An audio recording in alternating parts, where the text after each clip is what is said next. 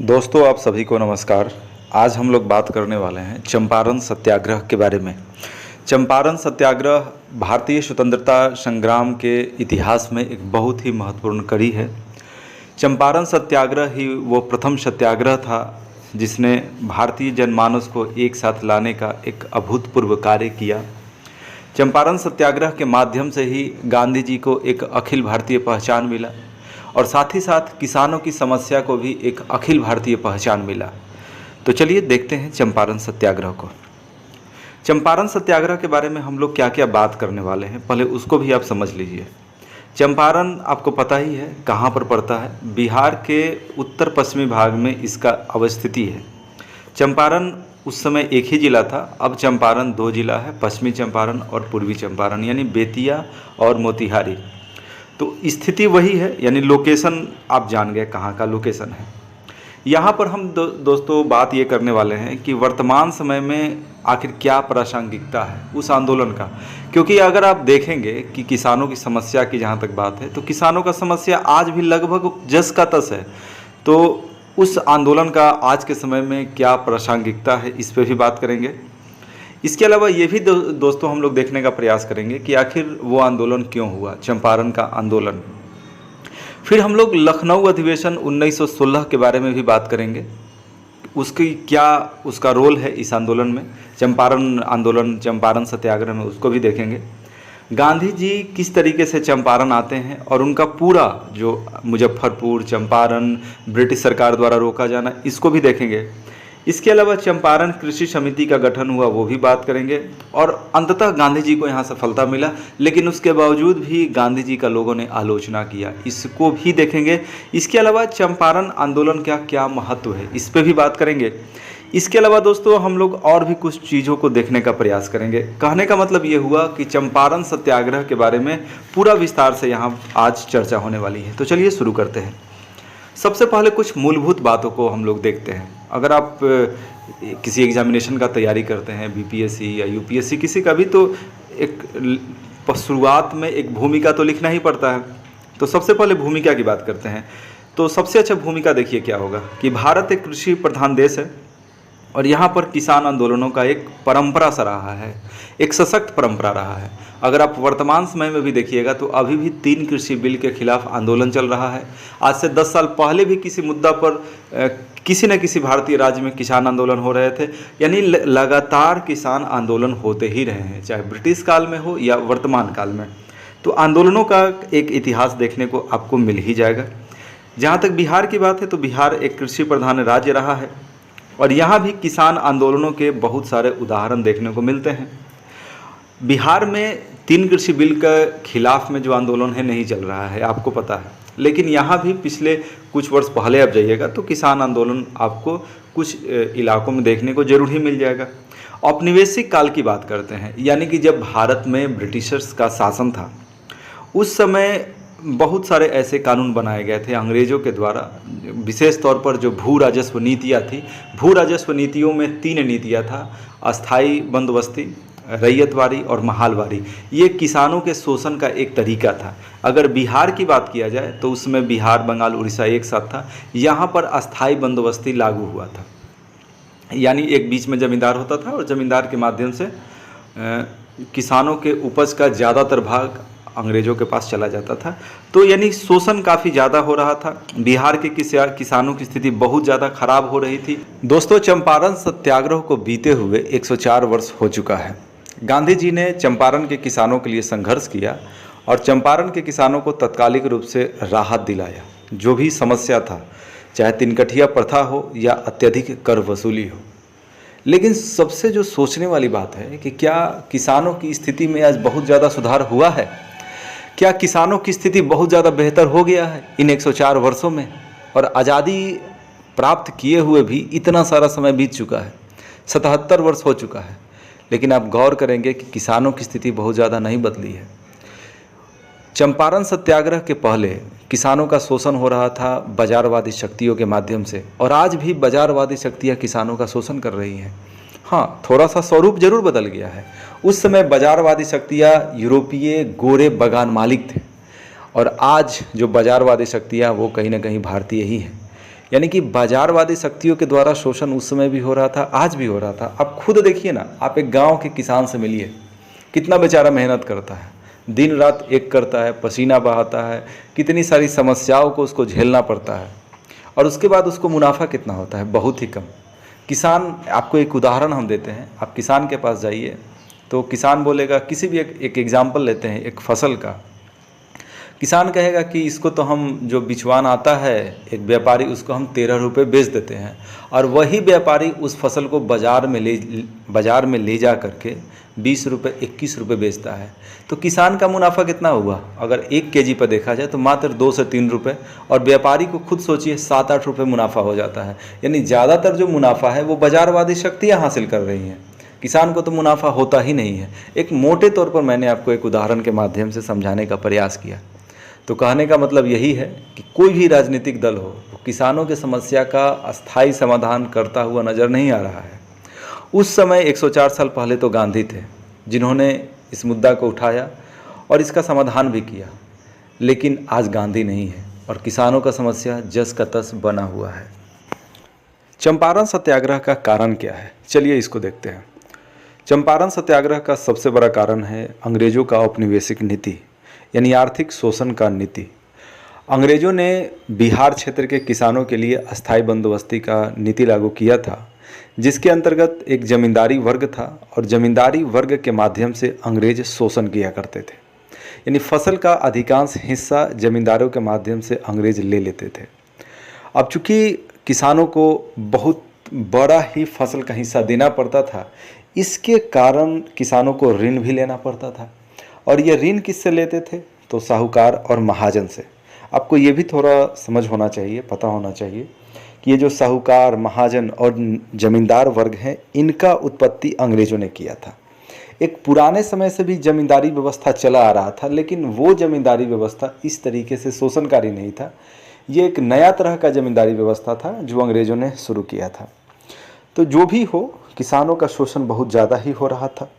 बिहार क्षेत्र में भी कृषि का वाणिज्यीकरण शुरू हो गया था, यानी कृषि को कमाई का एक जरिया अंग्रेजों ने बना लिया था। एक तो खुद किसानों से बहुत ज़्यादा कर वसूली के रूप में अनाज को मतलब हथिया रहे थे अंग्रेज किसानों से, और दूसरा इस तरह का फसल का पैदावार करवाते थे जिसका बाज़ार में बहुत ज़्यादा मांग हुआ करता था। जैसे गन्ना का, नील का, गन्ना का हो रहा था चंपारण के क्षेत्र में, और गन्ना का सारण क्षेत्र में, और नील का चंपारण के क्षेत्र में हो रहा था।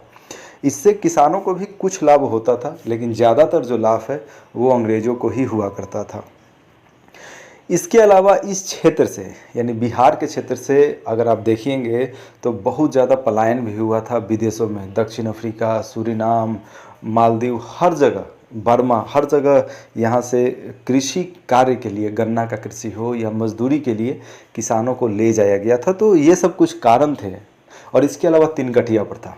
3 कठिया प्रथा में एक्चुअली क्या था कि 20 कट्ठा में 3 कट्ठा में नील का खेती करना पड़ता था किसानों को चंपारण के क्षेत्र में। तो यानी कि चंपारण के क्षेत्र में किसानों के सामने 2 समस्या था मुख्यतः। एक तो अस्थाई बंदोबस्ती, जिसके अंतर्गत बहुत ज़्यादा कर देना पड़ता था, और दूसरा था 3 कठिया प्रथा, यानी हर 20 कट्ठा में 3 कट्ठा में नील का खेती करना ही पड़ता था। दोस्तों, अब इसके बाद हम लोग समझते हैं 3 कठिया प्रथा को थोड़ा विस्तार से। 3 कठिया प्रथा का शुरुआत 19वीं सदी के पूर्वार्ध में हुआ था, यानी 1825-30 के आसपास चंपारण के क्षेत्र में नील का खेती शुरू हुआ था। अब नील का खेती इसलिए शुरू हुआ था क्योंकि उद्योगों में नील का मांग था। नील को एज ए कलर यूज़ किया जाता था, यानी रंग रोगन के क्षेत्र में नील का प्रयोग होता था। आपको ये भी थोड़ा पता होना चाहिए कि 1880-90 के आसपास जर्मनी में केमिकल से बना हुआ नील मार्केट में आ चुका था। उसके बाद नील का खेती घटने लगा था, यानी 1825-30 में जो नील का खेती शुरू हुआ था वो 1890 के बाद से घटना शुरू हो गया था। शुरुआत की अगर बात किया जाए 1825 के आसपास जब नील का खेती शुरू हुआ, 1825-30 के आसपास, तो किसानों के साथ गोरे बागान मालिकों ने एक कॉन्ट्रैक्ट साइन किया, एक अनुबंध साइन किया कि तुमको 20 कट्ठा में 3 कट्ठा नील का खेती करना है। और देखिए इससे होता क्या था, ये तो एक तरह का ज़बरदस्ती था, और साथ ही साथ मृदा का जो स्वास्थ्य है यानी मिट्टी का जो स्वास्थ्य है वो भी खराब हो जाता था, क्योंकि वो मिट्टी को कहीं ना कहीं बंजर बना देता था। इसके साथ ही फसल चक्र पर भी बहुत ज़्यादा बुरा प्रभाव पड़ता था।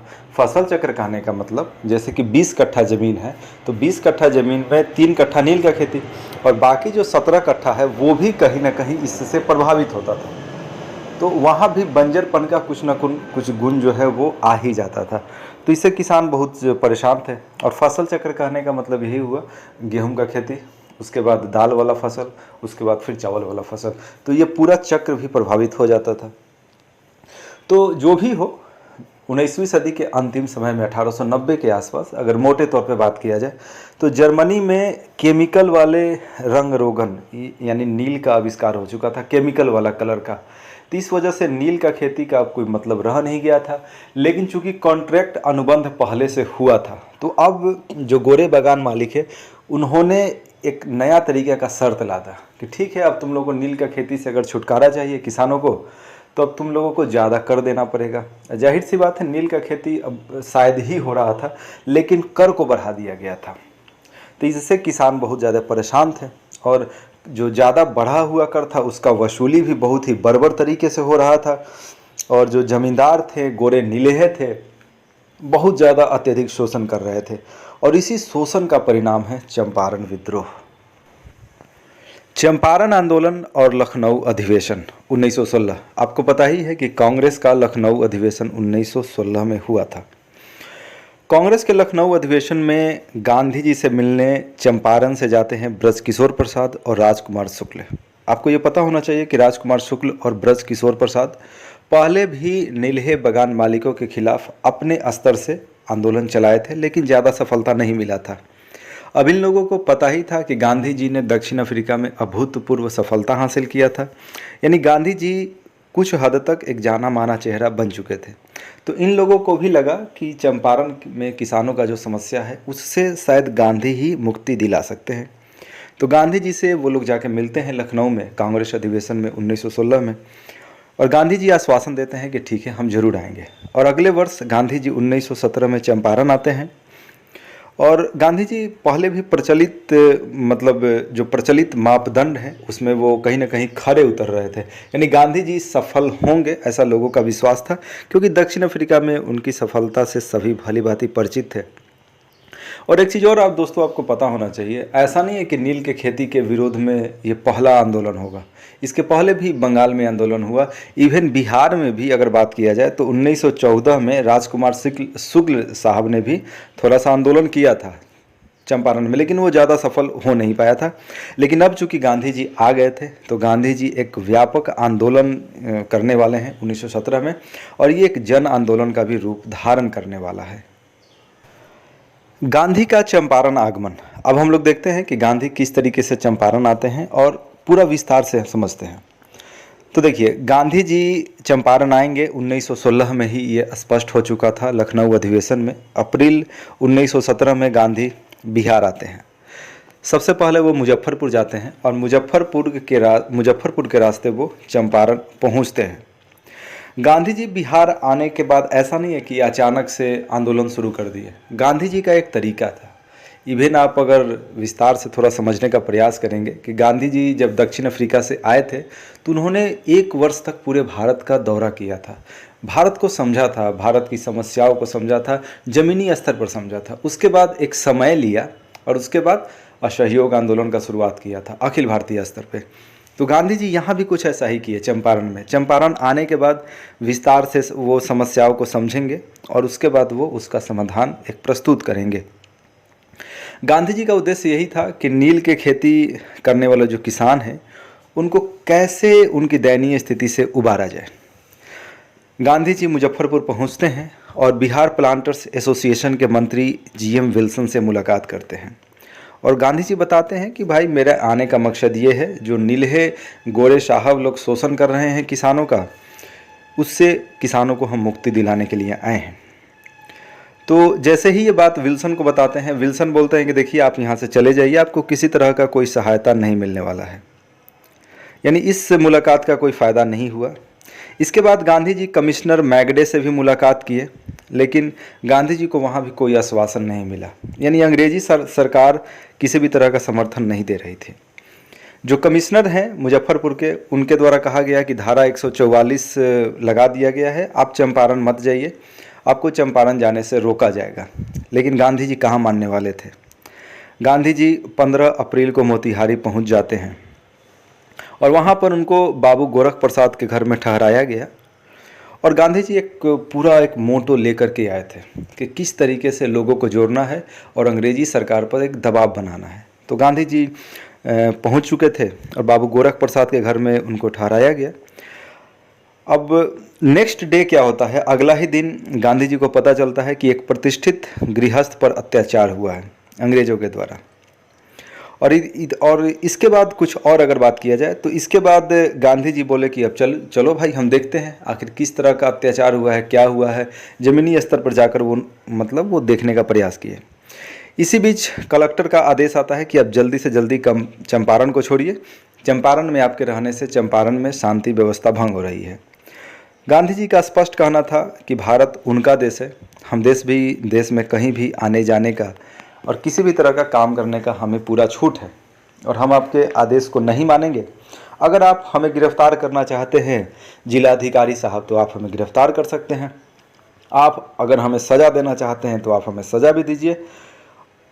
लेकिन इसके बावजूद गांधी माने नहीं और गांधी ने स्पष्ट कर दिया कि आप हमें गिरफ्तार कर सकते हैं। अब देखिए, गांधी जी कहीं ना कहीं एक मैसेज देना चाहते थे, एक संदेश देना चाहते थे कि जेल जाना सत्य की अगर लड़ाई है, न्याय की अगर लड़ाई है और इसमें अगर जेल भी जाना पड़े तो कोई ये समस्या वाली बात नहीं है, ये कोई अपमान की बात नहीं है, बल्कि ये सम्मान की बात है। तो जो भी हो, कलेक्टर ने एक आदेश दिया, कलेक्टर के बात को गांधी जी ने नहीं माना और अंग्रेजी सरकार भी समझ रही थी कि ज़्यादा अगर हम जेल में डालते हैं तो जन विद्रोह भड़क सकता है, यानी लोग जो हैं बड़े स्तर का विद्रोह शुरू कर सकते हैं।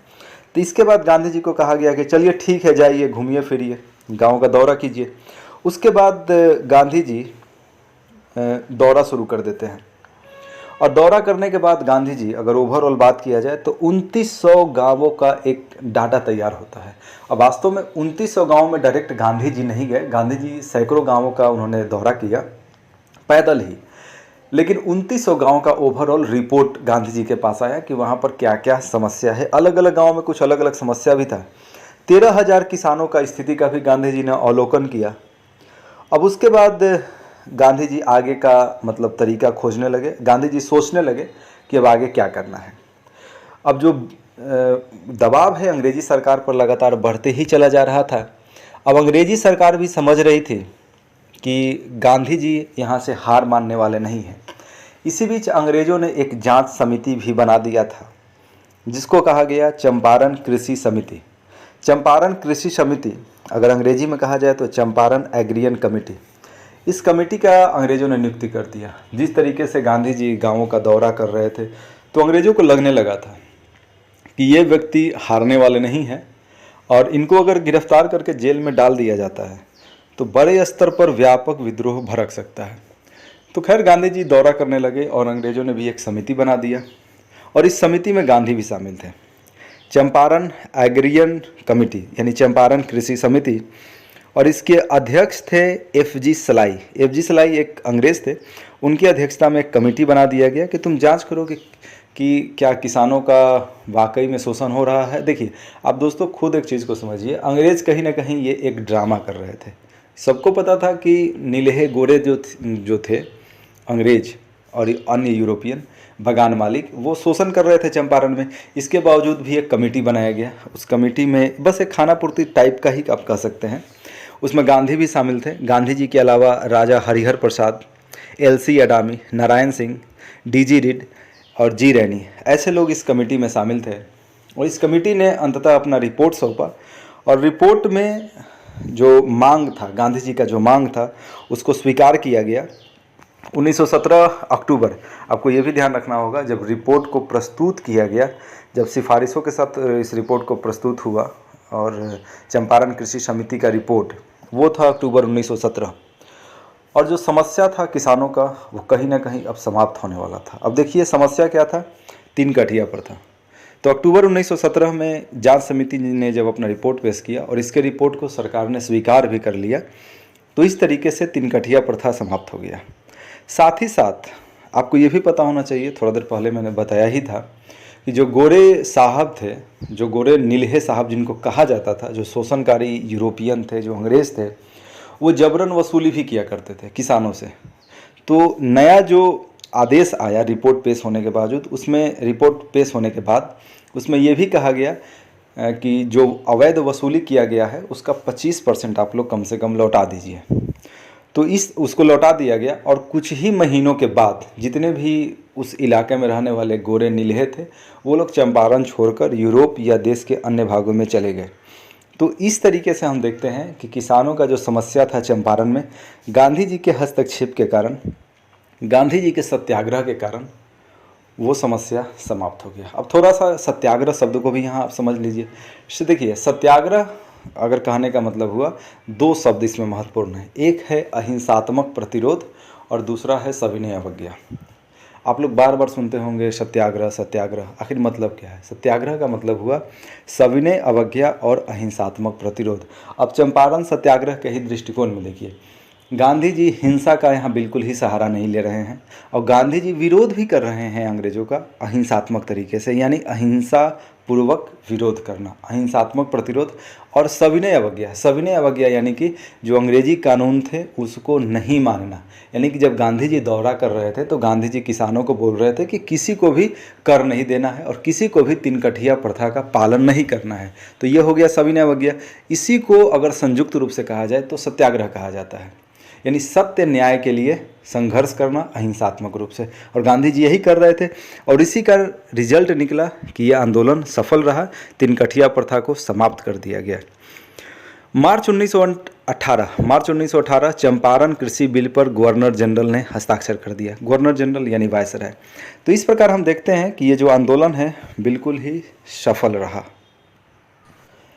चंपारण आंदोलन का आखिरकार महत्व क्या है, चलिए इसको देखते और समझते हैं। महात्मा गांधी का राष्ट्रीय स्तर पर एक सशक्त नेता के रूप में उभरना हुआ, यानी गांधी जी को एक अखिल भारतीय पहचान मिला। हालांकि दक्षिण अफ्रीका में उन्होंने जो कुछ भी किया उससे कहीं ना कहीं शिक्षित भारतीय वर्ग गांधी जी को जान गया था कि गांधी जी आखिर कौन है। लेकिन चंपारण सत्याग्रह से चूँकि उन्होंने किसानों के मुद्दा को सामने रखा था तो देश भर के किसान कहीं ना कहीं अब गांधी जी को जानने और समझने लगे थे। चंपारण सत्याग्रह से गांव-गांव में, भारत के गांव-गांव में गांधी जी का कहीं ना कहीं एक नेता के रूप में उभरना हुआ। गांधी जी को एक सशक्त पहचान मिला।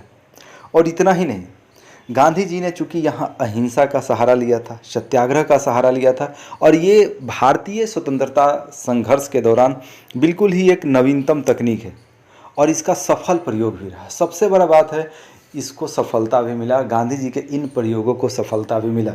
जो सत्याग्रह और अहिंसा का जो प्रयास था इसके पहले स्वदेशी आंदोलन के दौरान भी किया गया था, लेकिन वहाँ सफलता नहीं मिला था। आप गौर कीजिए, यहाँ पर सफलता मिला, यानी इन राजनीतिक अस्त्रों का, अहिंसा और सत्याग्रह का यहाँ पर सफलता मिला।